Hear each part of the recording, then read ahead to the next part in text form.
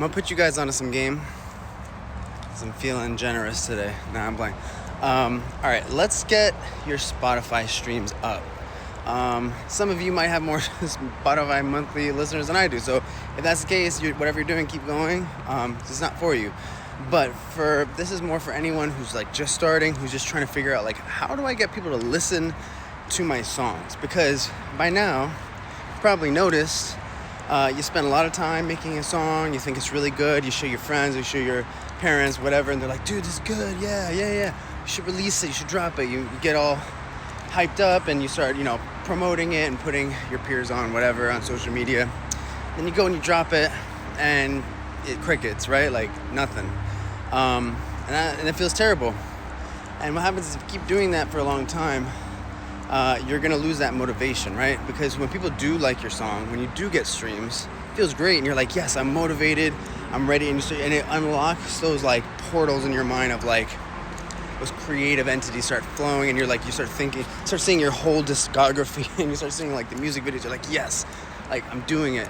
But when you don't get that return, it can really,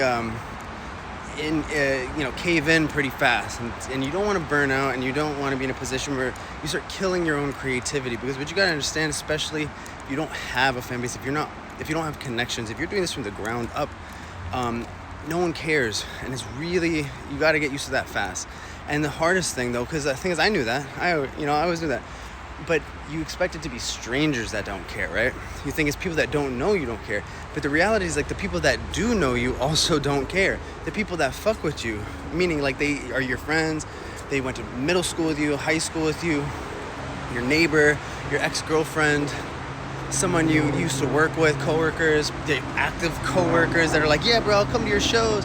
Yeah, dude, like, I want to show support. All of that, they don't care. They do not care.